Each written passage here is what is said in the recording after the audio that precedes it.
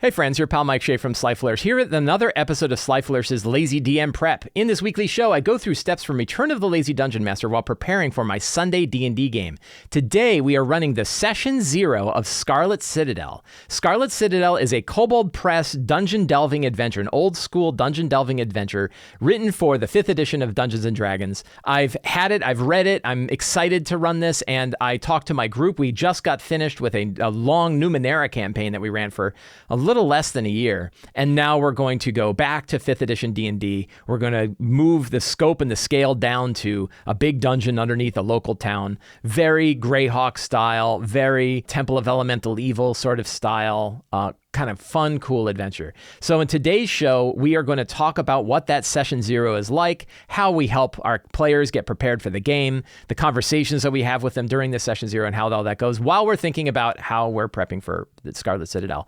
This show, like all of the work of Sly Flourish, is brought to you by the patrons of Sly Flourish. Patrons of Sly Flourish get access to all kinds of exclusive material, exclusive adventures, the City of Arches source book, material to help them run their D&D games, video previews, a dedicated Discord channel, all kinds of things. Most of all, they help me put on shows like this. So to the patrons of Sly Flourish, thank you so much for your support. If you want to become a patron, there is a link down in the show notes below. When I do Session Zeros, I have a particular format and a particular way that I run them, and I find that they have run very well. I'm always refining how I run a Session 0 every time I run them. But I've run, I don't know, 20 or so Session 0s for campaigns over the years. Maybe, I don't know, maybe not that many, but I've run a lot of them. So they keep getting a little bit better every time. I constantly am tweaking how I do a Session 0. But there are a few things that I like to do in the Session 0 of a game. The first one thing I do is about what is the prep work I do before I run a Session 0. And there's a couple of tricky bits with this. So one thing I do is I create a single page campaign pitch document. I do this in Word. I have a template for this. If you want the template to build your own one-page guide, you can become a patron of Sly Flourish. Patrons of Sly Flourish get access to the Word document. The PDF version is available to everybody. Anybody can download the PDF and see what it's like. You can, of course, build your own template if you have your own design. But if you're looking for this particular design, you're like, I like this one and I want to use that one, you can get access to this, plus a lot more by becoming a patron of Sly Flourish. So I like to sit down, and I have a particular format for this template of particular things that I want to have on here. And I put this together usually a week or two before the campaign. I read the campaign, I think about how it's going to go, I think about what the themes are, what kind of the big things are, and then I sit down and I write this one-page guide. And the idea behind the one-page guide is it's something players will read. You give them one page, tells them everything that they need to know about the campaign, everything they need to know about building their character, all the considerations that they want to have, some base house rules about how you're going to run your game. You put it on one page and you send it to them. We'll talk about sending it to them. So an example for this Scarlet Citadel game is I like to have like one paragraph where I just say, here's what's going on in this game. And I try to make it a little fantasy and a little flowery. This is like the back of the book. You go into a bookstore. I don't know if people still go into books. You go on Amazon.com, you read the description. You're like, I don't know if I like this book. You read that description. That description is the hook. It's got to be the thing like, wow, that's exciting. Once a fortress where wizards honed their eldritch craft, the Scarlet Citadel now holds a sinister reputation, and for good reason. The dungeon's well-trod stairs have seen few return from their journeys below. Now malevolent creatures spin shadowy webs, enchant foul magics, and summon forth dark gods. But for those brave enough, ancient treasures and secrets still lie scattered everywhere. I think I took that directly from the back of the book. If I take a look at my Scarlet Citadel book, I would not be surprised if that is exactly the back, that is the blurb on the back of the book. So my thought is, like, if it's on the back of the book, it's not really much of a spoiler, and you can put it in the guide. So I did that, right? I stuck that in the guide, make it nice and pretty, and that way my players read it and they go, oh, so that's, dungeon delving beneath the thing. They get an idea. Then I have this idea called the truths, and a lot of times, I like in Return of the Lazy Dungeon Master, I say the 6 truths. You don't have to have 6. Maybe it's only 3. Maybe you probably don't want more than 6. I think more than 6, it's getting really complicated. But you could do 10 if great big campaign world, you want to have 10. Just recall that by the time you get to like the 7th, they're not going to remember the first one, right? 10 is a lot. 6 is pretty good. So in my case, for Scarlet Citadel, I really came up with 4. And 4 was fine for me. 4 is enough that the players are going to understand what's going on. It's all going to work out. And those 4 are that located on a tributary of the Templine River in the southern Magdar between Pelzenheim, and Shio, Red Tower is an unremarkable logging settlement by itself, but is better known as the launching point for adventuring expeditions into the infamous ruined castle and cave complex nearby, the Scarlet Citadel. So it gives a little bit of location stuff as it relates to Midgard. It kind of talks about where you are in Midgard. I like to use a lot of proper names for things. I like to make it unique in the world. And that idea of the Templine River, Southern Magdar, Pelzenheim, and Shio. I actually should probably get a map. One of the things we ought to consider. Let's see if I can actually get a map for this. There is a really good map that Kobold Press has. This is the Midgard map. It acts like Google Maps. And you can do a search for it, and you can zoom in and find out where things are. So right there, we can see, like, where does it relate? And I always like to, like, where is it compared to Zobek? So it's southwest of Zobek by a good distance.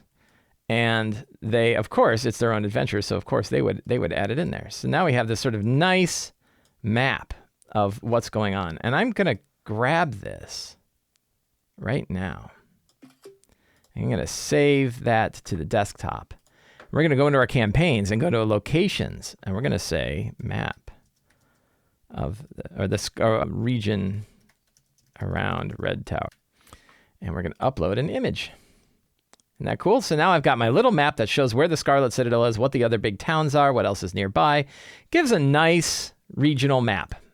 My first location that I've added to it. This Midgard map, which I will link to down in the show notes below, is a wonderful way to really familiarize yourself with the world of Midgard, see what's where, see where things fit. I always like to say, like, here's that other, like, where does it sit in relation to Zobek, I think. And in fact, I think I like this map better because it shows where Zobek is. Zobek is sort of the capital. It's not really the capital. It's like the unofficial capital city of Midgard.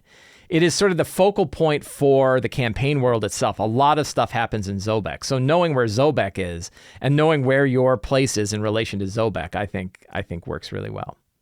So we have a lot of proper names. The second of the truths, the Scarlet Citadel is a peculiar growth of layer upon layer of tunnels, defensive halls, hidden crypts and labs, and many secrets buried deep below the surface. It's many years of rich magic interwoven with blood and betrayal. Scarlet Citadel is deadly. Even the most heroic adventurers may find they need to flee to survive. That's an important point that I want the players to recognize. This is a deadly place. An old family of sorcerers known as the Hulzangers rule over the quasi-independent region, conscripting humans, sages, and dwarves to build the massive redstone castle, now known as Scarlet Citadel, over 250 years ago.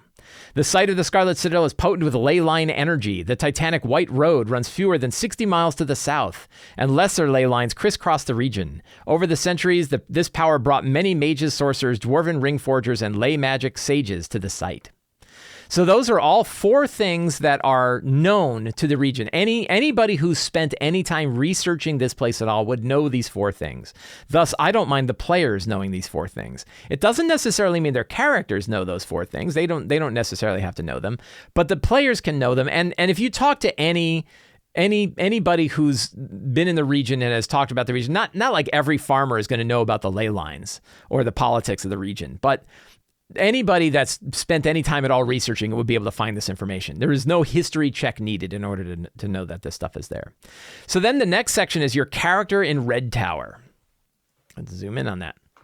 And this is where I really like, right early on, I want the players to start thinking about how their character fits with this campaign. And one of the things that I do that I feel really strongly about and that I think really works well is I do give their characters a motivation to play in this game. I tell them this is why when you're building a character, you want to have this wired into your game. You don't want to be the kind of guy like, I don't have any desire or need to go into Scarlet Citadel. Okay, you go off on another adventure.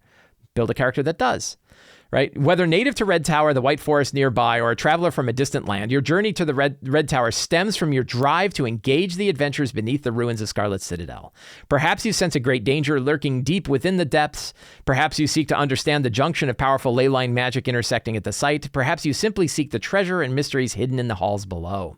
Whatever guides you to the region, you seek to join forces with your fellow adventurers to uncover the mysteries lurking beneath Scarlet Citadel. Am I railroading the characters? I don't think so. I think that if we've all made an agreement ahead of time and we have that we want to play this adventure, then they should build characters that are built to engage in this adventure. And this is that paragraph that tells them how to engage. Why they want to go there. What's driving them to do so. Maybe it isn't something they want to do. Maybe it's something they feel like they have to do. But there is a reason for them to want to go and dive and delve deep and face these dangers. Because frankly, it's a terrible idea. If you find out like, oh yeah, lots of other people have gone down here and you're going to get killed, that's a terrible idea. So there should be a driving reason, whether it's ambition, whether it's mystery, whether it's treasure hunting, whether it's being, getting pushed there by some other force. There's some reason for you to go to the Scarlet Citadel. I want to make that clear. I make it clear in my session 0 notes. When they're thinking about it, and I make it clear during the session we talk about that. And I make sure that when they're talking about why they do it, I can nip in the bud anybody who's like, well, I'm really I'm more of like a sage who's kind of interested in stuff, but I don't really like getting my hands dirty, and I'm also kind of a loner. I don't really like working with you need to have a reason to work with other people to go there. Maybe you can be all those things, but you better have a motivation that still drives you to go with your things, and that's not up to me to help you with that motivation. I will help you with the motivation early on, but it's not up to me to constantly draw your character into this adventure that you already agreed you want to do.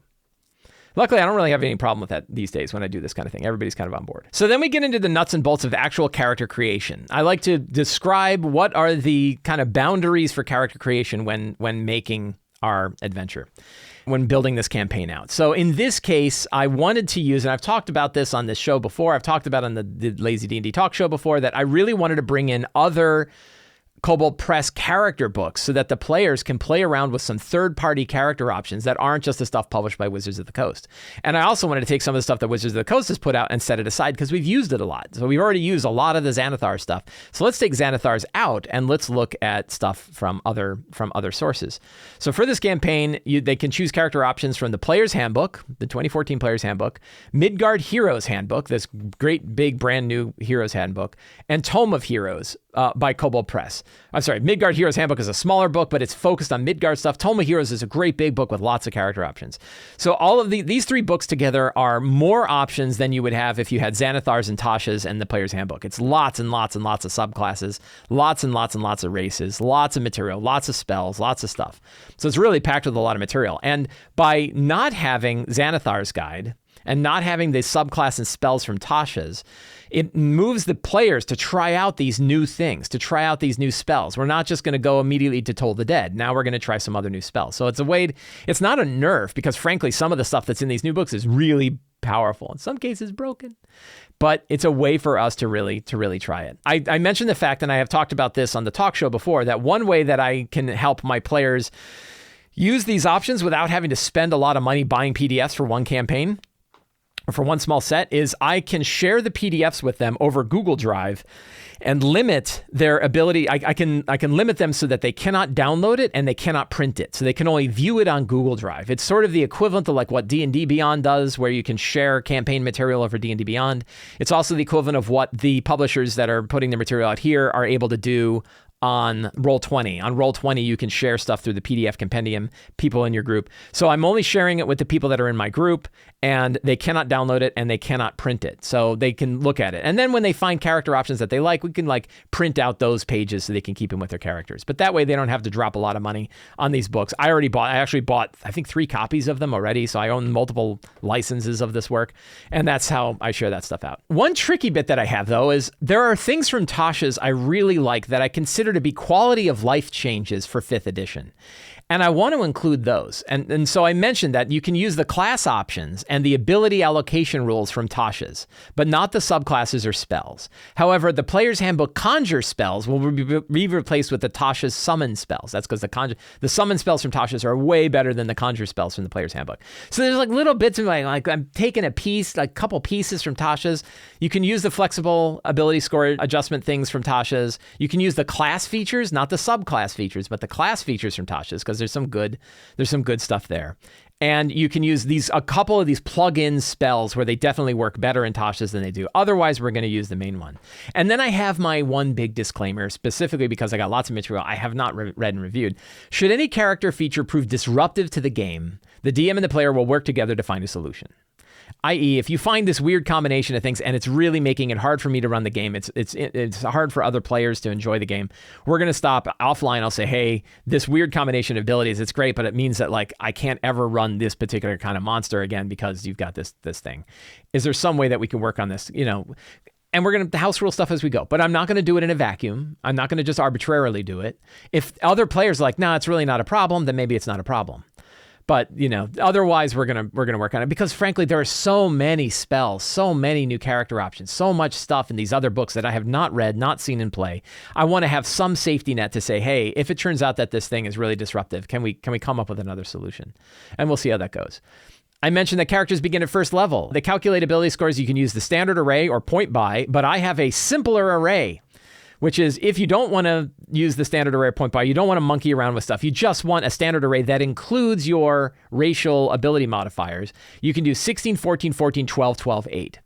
16, 14, 14, 12, 12, 8. That already includes your modifier. It gives you one good juicy ability score, two good size ability scores of 14, two decent ones that are 12s, and then one dump stat.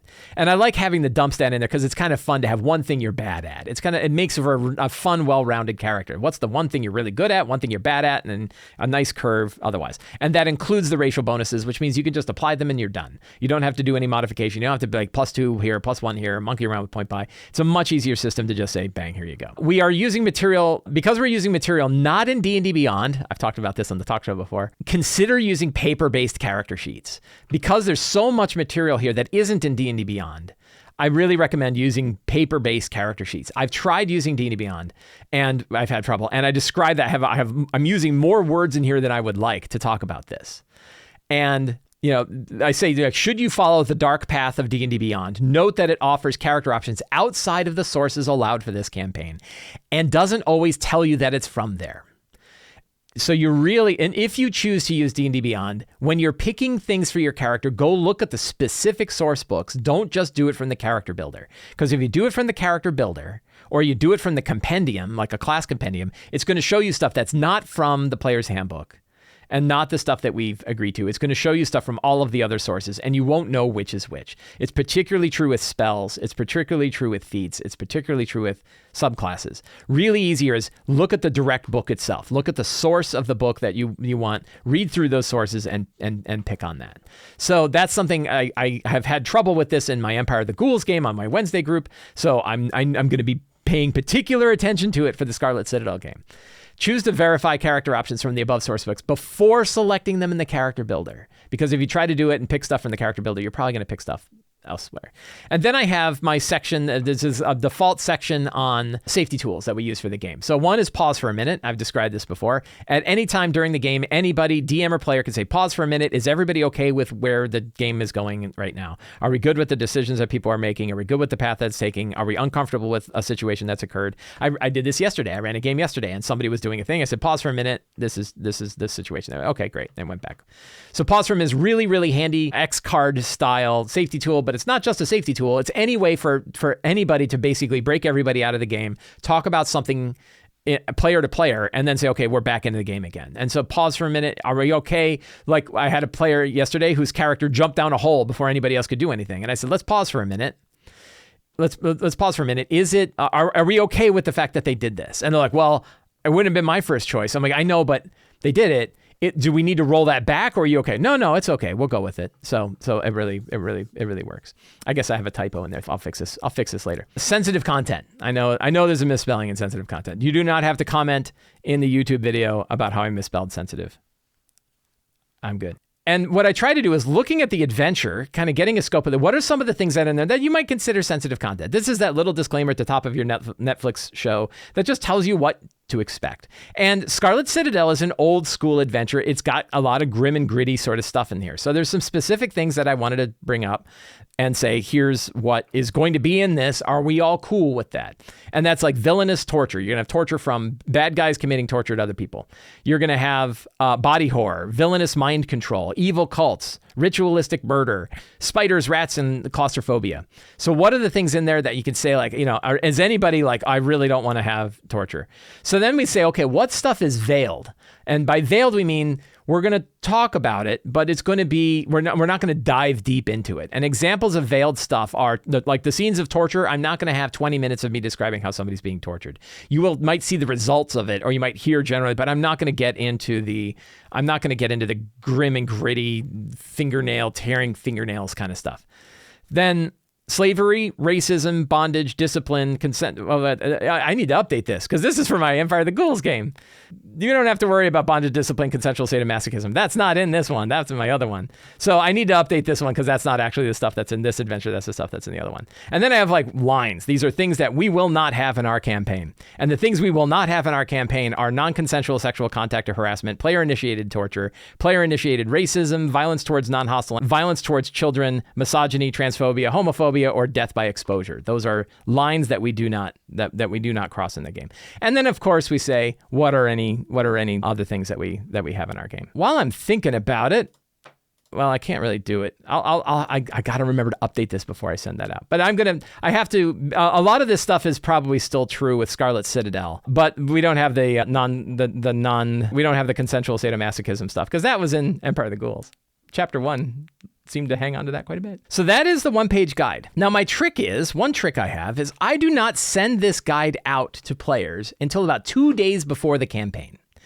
And the reason why is I don't want them coming with fully fleshed out characters ready to go when they don't know anything about the adventure they're going to do. Because one thing I've learned from all of the players I've played with is the minute you say, hey, we're going to play a new campaign, boom, they're already off. They're already thinking about what they're going to do. They're already thinking about new adventures they're going to go on. They're all right, I want to do, they have different builds. Oh, what if I did this kind of build? They're already thinking about it. And I'm like, I don't even want you to know what sources you're allowed to use yet because I'm going to tell you that you're sorry. Oh, but I picked a Xanathar class I really like. Sorry. I don't know what to tell you. And I tell them ahead of time, do not build a character. Another trick that I've started to use, though, is if you cannot help yourself, build 2 characters and love them both, but you're only going to pick one. And that way you at least come with 2 variants, and hopefully one of those variants will fit better into the game than the other, and then you can kind of pick that one. But better is come fresh. Don't even think up a character until you sit down at the game. We'll talk about what we're going to have, and then you can start to think about, like, do I want to play a fighter this time? Classes, you can pick, like, a class makes sense, but don't think about the detail. I don't want, like, 12 pages of character backstory before you even know where you're going to be in the world. That's what I try to avoid. So I try not to send this out too early so that they're already building characters. I don't want to give them enough time to really build a deep character until we've done so at the table. Because during our session 0, that's when we make characters. That's when we build the characters. And while we're building them, the players are talking about it. And they're like, what if both of us are together? Well, you're a Dragonborn, so am I. What if we're siblings? Wouldn't that be cool? Right? Oh, you're from that land? Maybe I'm your apprentice. Like maybe you're this guy and I'm an apprentice. There's all kinds of ways that the players can start to bring their characters together and draw connections between them to say, why are you together? And what are you doing inside? What are you doing here in this town? Getting ready for this event. We figure all this out during the session 0. We talk about the land, we talk about the location, we talk about the events, we talk about the characters, and they are building their characters together. They're building their characters together in order to make this game in order to make the game as fun as possible. So that's how the one-page guide works. And is there anything else that we do for a session 0? Let's actually look at Return of the Lazy Dungeon Master, because I think it has a whole section about session 0s. Running a session 0, chapter 17 on page 50. So what do we do in a session 0? We describe the world. Again, we've done so in that guide. We manage expectations. We talk about what's going on there.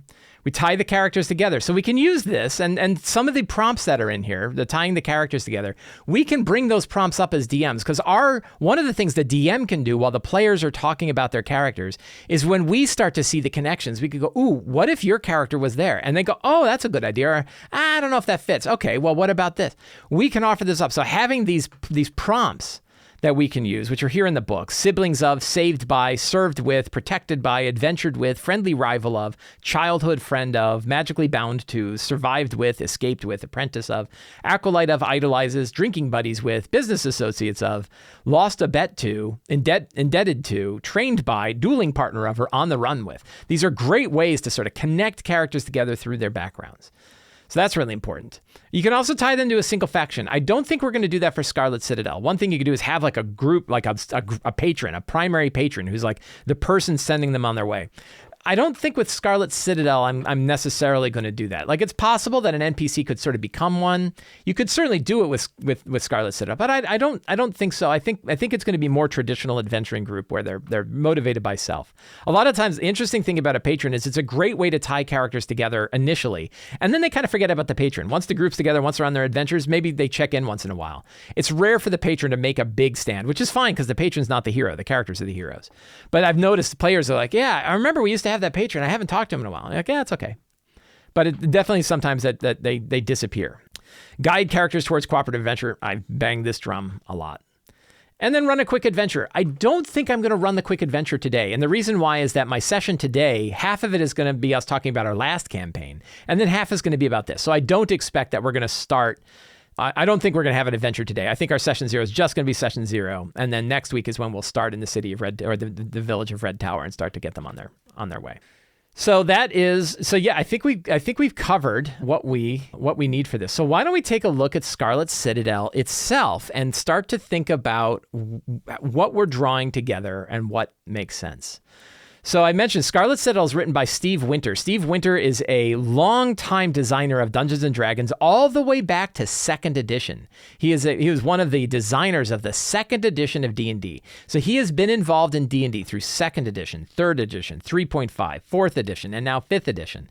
And now he works for Kobold Press. He edits a lot of the material that comes through Kobold Press. So he's been involved in D&D for what? 30 years or something like that. He has some interesting stories about what it was like. There was some interviews with him about what it was like to run 2nd edition. And he's like, we knew about incremental math. We knew that the incremental math would have been different, but at the end of the day, we decided to stay with negative armor classes and stuff like that in order to do it. But it was really kind of neat. So it's very much an old school adventure written by Steve Winter, but it was built. When you look at this adventure, it's very much like a Temple of Elemental Evil kind of adventure, only built with like modern design ideas. So the maps are very, very beautiful. The beautiful full color maps, not like the black and white kind of old blue border sort of maps. The adventure is built for adventuring. There's a lot of quality of life stuff that was kind of built in here that's built for adventuring, but it still has that old style of the game. One of the interesting things about Scarlet Citadel is my understanding is that it started with the maps and worked its way outward, which is actually an interesting DM tip that a lot of times when you're thinking about like what inspires your adventure design, starting with the map and then building the adventure around the map is not a bad way to go. It's actually a very common way to go. And for Scarlet Citadel, that's exactly how they did it. They started by drawing and commissioning maps, and then combining these maps together into an adventure and writing about how they were connected later. There's a couple times they've done that, but I thought it was an interesting approach towards how this adventure got built. They talk about the fact that it's an old school adventure. They talk about that I think there's 6 levels. Yeah, there are 6 levels of it, and then the characters will kind of go in and out of various levels. That's going to be interesting to run. I'm a little nervous about, like, I've never run I think this counts as a mega dungeon. And the closest I've ever come to running a mega dungeon before was the Tomb of the Nine Gods from Tomb of Annihilation. That's kind of a mega dungeon. It's a really big dungeon. But even that one had like 7 or 8 levels of play before you got to the dungeons. In this case, it's like from level 1 to level whatever, you're going to be going down to this dungeon. I forget what the highest levels are. But like, I love these like side view maps. I always dig these maps that kind of show how the dungeons connect, how they connect. It's very, very Dark Souls style maps. I love layered. I love the idea of layered maps. It talks about the old school ways of understanding how to see stuff, how light works, how sound works, how you handle traps and stuff like that. That is, that's a big piece of it. We are going to make heavy use of the maps in here. I have digital versions of the maps. Let me pull up an example map here. So here's like an example of the map, and we're going to make heavy use of this maps. I'm going to be using Owlbear Rodeo to do all the maps. My players are all familiar with Owlbear Rodeo. I love Owlbear Rodeo. It's really easy for us to drop these maps, and that one's called Dungeon and Family Crypt. We can do the non-Dungeon and Family Crypt. And that way they can explore it. They can explore it like an old school map. I think it's really going to be fun. I'm really eager and looking forward to running this, because one thing is I love running dungeons, and it's interesting that there are players, or there are definitely DMs who do not like running dungeons. And some of it is probably personal preference. And some of it I think is like, well, how do you run it? Right? I think that has a big play. And there is some stuff like, does it get just too grindy if you're poking every 5-foot square with a stick? Is that like, how do you handle that? But I'm pretty good about abstracting that sort of thing and saying like, you don't feel that there's any danger here. And that way we can kind of move forward and they don't have to like check everything. But there's definitely like traps and things that can be amiss. And it's going to be interesting to play with that. And I'm going to mention that like traps are going to be dangerous and that we're going to use heavy use of maps and things can happen. So be careful. Only one check is allowed. That's probably something I want to mention, that like once you make a check for something, if you fail it, it's not like everybody else can come and check after that. That's not how it works. So good stuff on how trap. I might even like share this section with them because it's probably useful for them to understand the rules of how we're going to be running this adventure as much as me. And this one doesn't have spoilers in it necessarily. So it might not hurt to kind of share this stuff. I think I might consider that. What else? Character levels and advancement. I'm going to be doing, so they talk about like levels. I think they're presuming experience based, but I think the default DCs are provided those times. Oh yes, they have on the fly DCs. I'm checking to see if they have any options for milestone. And I don't know that they do. I can't remember. Not milestone, but situation based. So I'm probably going to level them up at certain points. I'm probably going to say when you reach a certain point, you will hit a new level because I don't like tracking experience points. I'm lazy. I'm a lazy dude. And I don't like tracking experience. It'd be kind of interesting to do it, but also we don't have players that are in and out. So having like separate players with different levels of experience, I don't really worry about. And I don't. Yeah, I don't know. There's part of me that's like, oh, I should try using experience points again. But like, I've done it before and I know I don't like it. One thing they mention is that there could be opportunity for sub-quests and things that they do outside of it. So that could certainly take place. And I'll kind of base that. But I think that we will be doing, what do they call it? It's not milestone leveling. Everybody gets upset. I'm sure I'll see YouTube comments about, oh, milestone isn't what you think it is, because milestone isn't what you think it is. It's sort of like event-based leveling, I think is what they call it. And the idea is that you gain a level when certain events take place.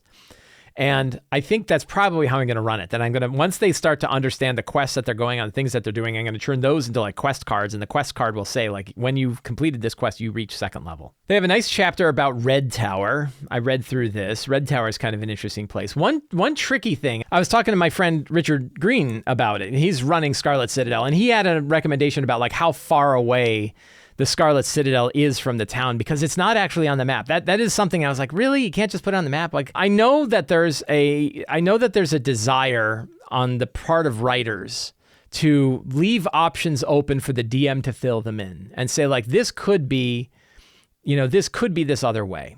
But just give me a suggestion, right? Even I can change everything anyway. So you don't need to put a thing in there that says, we decided not to tell you this, but because you can pick. No, instead, just give me a suggestion. If I want to change it, I'll change it. But do the work for me. So like a piece of work that they kind of make you do in this one is, where is the Scarlet Citadel compared to the tower? Why not just have it happen? Like, what direction is it? It's kind of funny that you're looking like, where is it? Where is it? Where is it? And you're like, oh, it doesn't say. Big history of the place. That's kind of, a lot of this history is like good things for the secrets and clues to pick up, things for them to explore, things for people to explore that work. There's an opportunity for some bandits. So you could certainly have a initial encounter where they run into some bandits along the road, along the way to Scarlet Citadel, or maybe they're on their way into Red Tower. Maybe they're coming into town and they get jumped by bandits. That's certainly an option. Might be fun to do something other than bandits though. Use some other kind of creature from the Kobold Press books. One of the things that I like to do when I'm running a game like this, particularly one where I'm using source material that's not from Wizards of the Coast, is I like to use a lot of material that's not from Wizards of the Coast. So I want to make heavy use of Tome of Beasts 1 and 2, Creature Codex. Tome of Beasts 3 will hopefully be coming out anytime.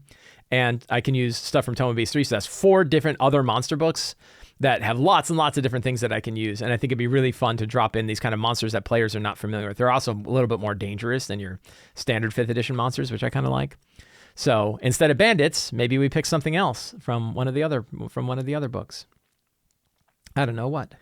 And I think part of the first session, I think the way that I want to run the first session, and we'll talk about this next week when I'm actually doing the prep for the next session, And actually, this map is a really good map to give to the players so that they have their copy. We have a nice map for the Village of Red Tower. So that way I can give it to the players. And, oh yeah, Sussy Scotty says, Richard Green recommended a 7-hour trip one way to get there and back. It makes it harder for them to get back and venturing and get back with adventuring and a long rest. Makes it harder to get there and back with adventuring and a long rest. Yeah, so you that's a very good idea. So we got a nice map, and I'm going to give this map to the players so that the players know what's going on and what location that's going on. I think that will be very handy. You want the players to be familiar with the location. I can describe all the different places that they can go, and it gives them a nice home base that they can return to. I think that'll be a lot of fun. Then I think the way the adventure starts. They have this kind of cool. Each day the party spends exploring the outskirts of Red Tower. Check to see if they encounter anything. So they have like a nice random encounter table here. But I think it'll be fun to add in some other stuff, particularly adding in monsters from other Kobold Press books, like kind of replacing, instead of having those weird the clone rats, weird fun monsters they haven't seen before, I think is a good option. I mean, on one side you want to run a traditional D&D adventure because it's very written like a traditional D&D adventure. That means making, classic monsters exciting again. But also there's opportunities to use a lot of different Kobold Press monsters. So level 0, the ruins above. I ran harpies yesterday and I get to run them again. Harpies are fun. A lot of hard stuff. If they get here at first level and they're fighting owl bears and they're fighting harpies, that's going to be really hard. My group was fighting harpies at second level yesterday. It was really hard. So it could be pretty tough, and I think there will be definitely interested. Sussy Scotty has a link to Richard Green's blog I will link to that. I'll link to his experiences with it. So pretty straightforward adventure, I think, on the first one. But I might, because I'm a big softie. So many DMs out there who embrace their hard nature. I just don't think it's that fun getting killed at first level by an owlbear. I don't know. Maybe it's just me, and maybe it's more interesting if you have to deal with the owlbear and figure out how to get around it without it getting killed. In the days of EverQuest, I played a ton of EverQuest. I don't know if anybody remembers EverQuest. EverQuest is a massive online game from the late 90s into the early 2000s. It's still around today. But it was from the late 90s, like 99 to early to mid 2000s that I played a lot of EverQuest. I played 9,900 hours of EverQuest. Didn't quite hit 10,000 hours of EverQuest, but I played a ton of EverQuest. And one of the things they had in EverQuest in the design was a thing called zone sweepers. And the idea was that you would have these zones where you'd go and you'd fight monsters and get experience and get treasure, but they would have these really big, really nasty monsters that would wander by, and you would want to avoid them. So the example was they had Oasis. They had a desert area called Oasis. All the EverQuest nerds like, Oasis. I love Oasis. And in Oasis, you'd fight a lot of skeletons, but there were sand giants now I think back, they were racist as hell, but they would have sand giants that were walking around the desert. And the level that you were there was in your early teens, but those sand giants were the Oasis of Mar. The sand giants were 20 levels higher than that, or 15 levels higher than that. So it meant that if you were there to get experience fighting the skeletons, the sand giants were way higher level than you, and they would just stomp you in the dirt. And on occasion, you would be hunting your skeletons like good citizens, and some jackass would train the giants to you, and you'd all have to run and leave the zone. And it was really fun. And then there was a tower in the middle that was loaded with specters. And they never went around. They didn't walk around like the sand giants did, but some jackass would sometimes aggro the specters and then drag the specters down the beach and kill everybody too. So then every so often you'd have high level heroes. I used to do this a lot when I was high level in EverQuest. I just go and hang out there. And my job was you guys can go farm your skeletons. And if those specters, those giants come by, I'll take care of them. And it was just so much fun. And it was, the game was really built around this idea of the community had to solve the problems that the game had. So they had no way to buy and sell stuff. So the community got together and set up their own bazaar where you'd go and stand and sell stuff. They called it the Eastern Tunnel. Eastern Common Tunnel was where you would go to buy and sell stuff.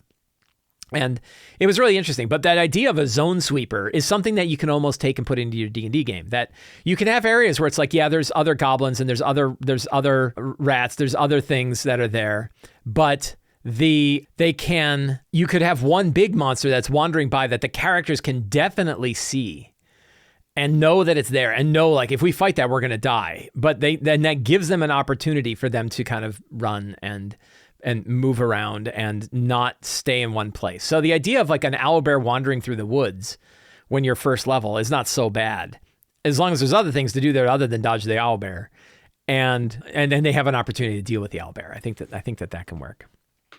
So, yeah, somebody else brought up that the Zone Sweepers in World of Warcraft was in Hellfire Peninsula. They had the Fell Reavers, these huge mechs, these huge like hell-furnished mechs. It was really cool. So, yeah. So next week when we're actually into the game, I'm gonna look at the level 0 ruins and say, like, at first level, does this make sense, or should I level them up to second level? I think I might get them up to second level. Because I know you can fight harpies at second level. We just did it and not get killed. You could probably take out a bugbear at second level and not get killed. But that, I think giving them a little bit more meat so that they're just not getting creamed at first level, because it's too easy to kill first level characters. Second level characters, the danger is still there, but it's not quite as risky. So I think that's what we'll do. So I guess the question I have for myself, is there anything else that I need to do for my session 0? And I don't think so. It's going to be a fun conversation. I've got material. I've got my campaign guide all set here. I'm very excited about that. And I think we're ready to learn about these characters and then go off on our adventures. So next week, we will talk about the first adventures for my group as they go through Scarlet Citadel.